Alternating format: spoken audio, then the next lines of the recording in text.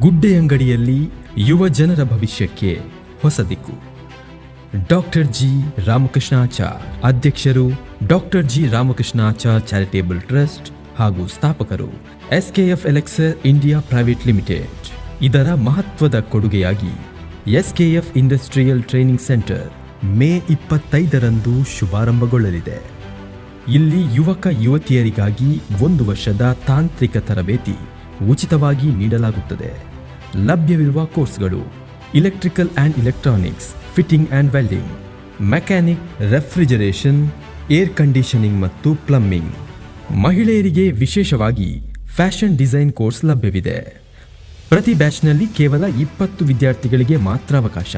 ತರಬೇತಿಯ ನಂತರ ಮೂಡಬಿದಿರೆಯ SKF Elixer India private ಲಿಮಿಟೆಡ್ನಲ್ಲಿ 3 ತಿಂಗಳ ಇಂಟರ್ನ್ಶಿಪ್ ವ್ಯವಸ್ಥೆ.